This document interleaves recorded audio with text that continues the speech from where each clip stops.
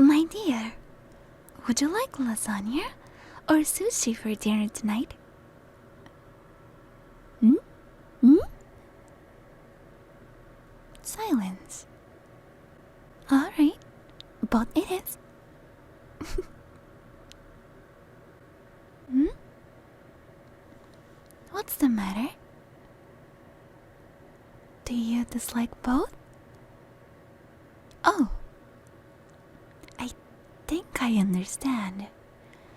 You have that same expression from back then. I've been with you so long, yet you still act so surprised to see me. I guess I am rather otherworldly. Like I told you many times before, I really am your guardian angel. Did the wings not convince you? Or the floating? The halo?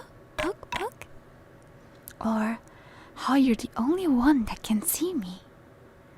Though my ability to affect the physical world proves that I'm no hallucination.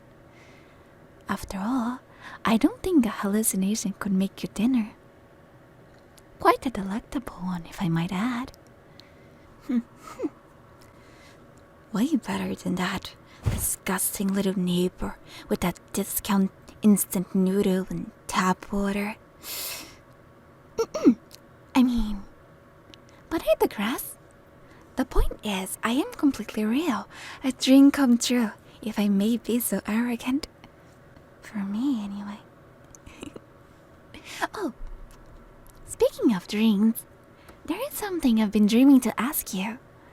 I have a request, you see. How do I put it? Well, maybe it would be better just to show you, okay? Alright, hold on. Let me...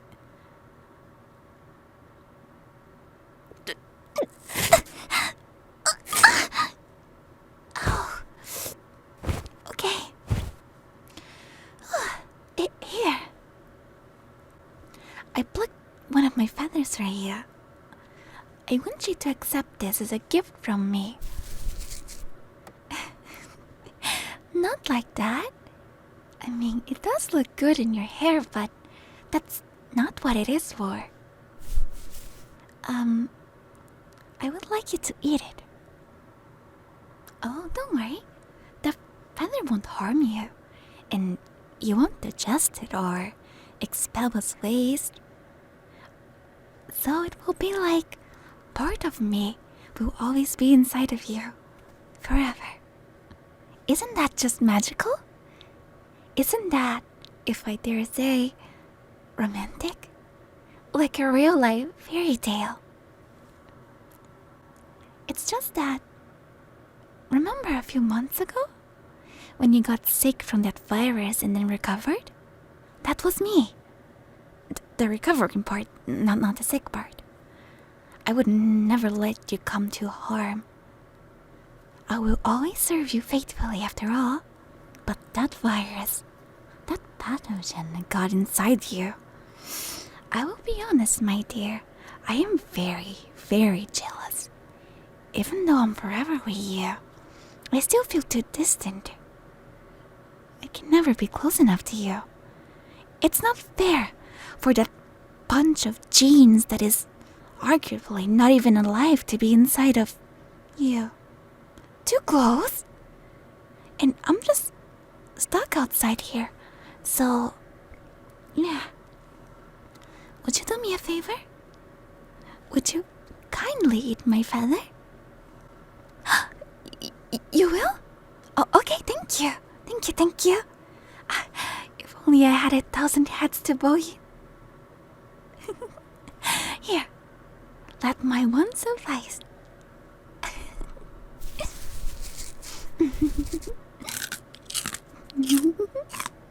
Well, how did it taste?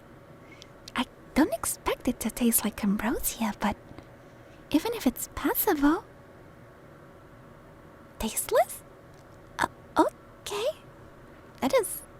well, I guess. As long as you didn't suffer from it.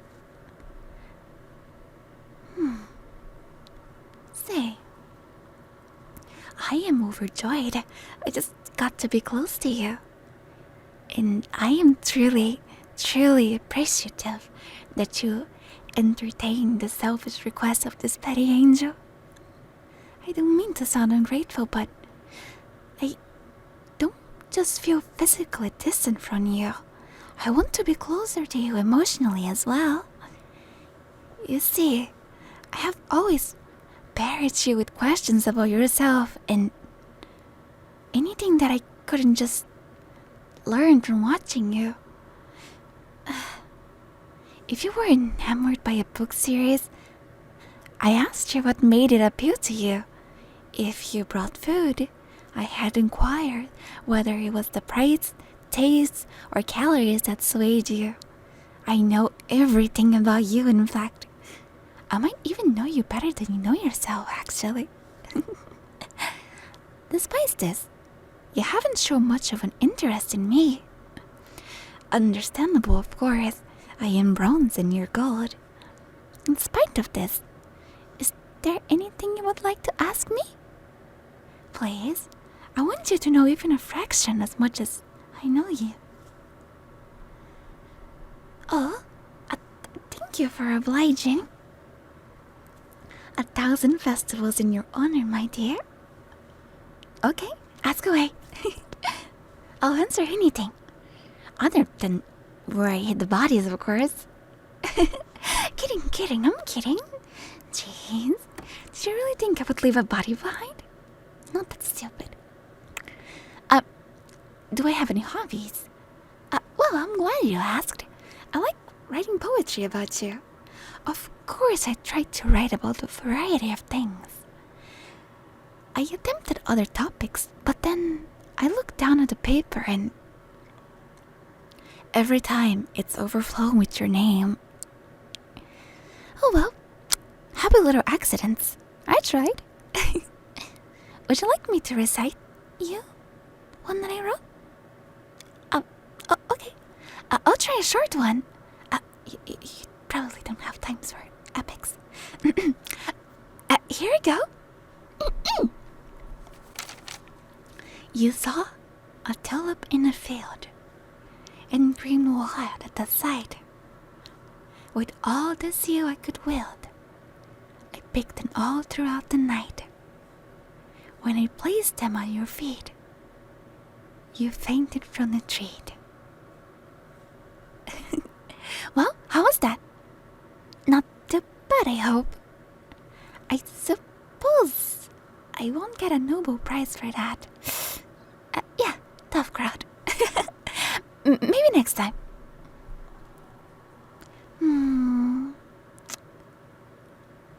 How come I just appeared one day instead of being with you forever? Well, in a way, I have always been with you. It is just that in the past, I watched you from heaven.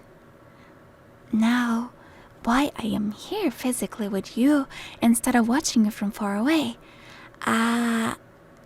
Now that's quite the question. The simple answer is I was demoted, in a way. But I like to think of it as a promotion. It allowed me to be near you after all. You see, to put it bluntly, I was kicked out of heaven. Calm down. It's not as big of a deal as it sounds. We're not gonna get angel police or anything like that after us. It's a real thing, you know? Wacky, right? Anyway, let me start from the beginning. You see, there was a statue up in heaven. Well, there is a lot of statues, really. But there was this one, this particular one. It was almost perfect. Almost. I say almost because it almost looked like you. It just needed a few improvements. And so I made it perfect. I made it look like you. But then all of the other angels were furious when they found out. You defaced the statue. You defaced heaven itself. You're a devil. You're a horrible demon. Blah, blah, blah, yada, yada. I kinda zoned out after a while. I was really just taking in my craftsmanship, you know? spare you the bureaucracy details, but basically in the end my punishment was that I got kicked out of heaven. And so now I'm here with you. God bless. I'm sure those high and mighty angels thought they got rid of a monster, but I'm not a monster, right? I don't look like a monster, right? Does my appearance displease you? Do I frighten you? Would it help if I looked more like a mortal? If anything, my form displeases you, I can change it. If it's my halo, then if it's my eyes, I can sew them shut. If my wing, I can cut them off. Okay. You don't think that I look like a monster? That's good. You should see those biblically accurate angels. Now that's a monster. I'll be honest with you. I'm never getting back into heaven.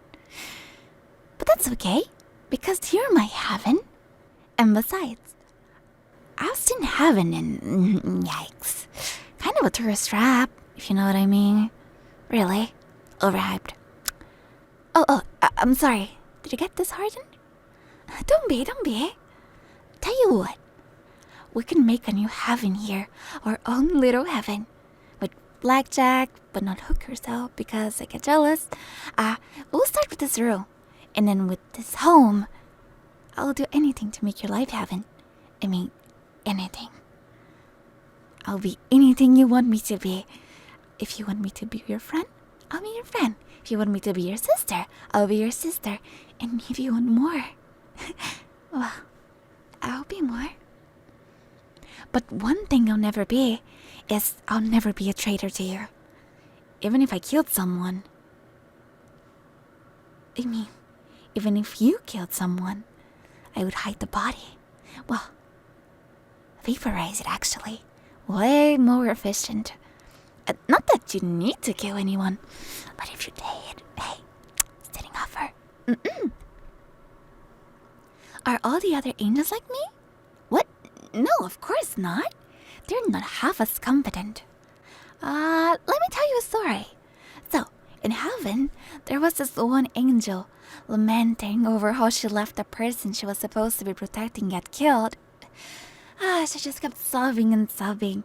Being a good little angel, I waited until I was out of earshot to burst out laughing. What a failure, right? I mean, how could she let them die? Hello? You have one job. It was during a civil war too. I mean, isn't that when you should be paying extra attention? Get your guy out or something. And if I recall, he died from a stray mortar while he was in the toilet. Talk about an embarrassing way to die.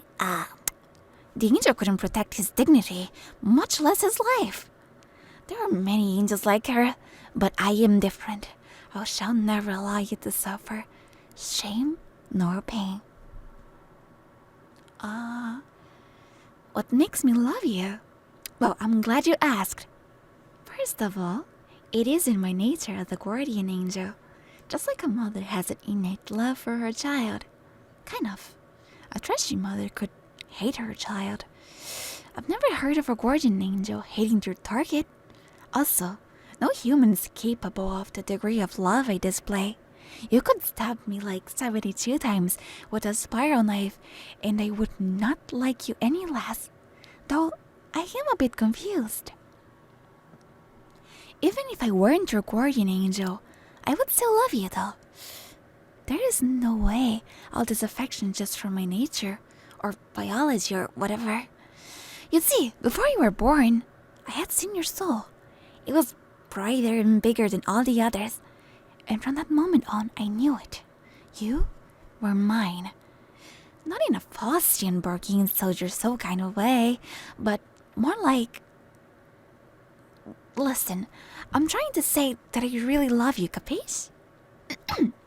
Well, I really enjoyed our little talk, although it was mostly me just talking to you, looking highly disturbed. But you must be starving.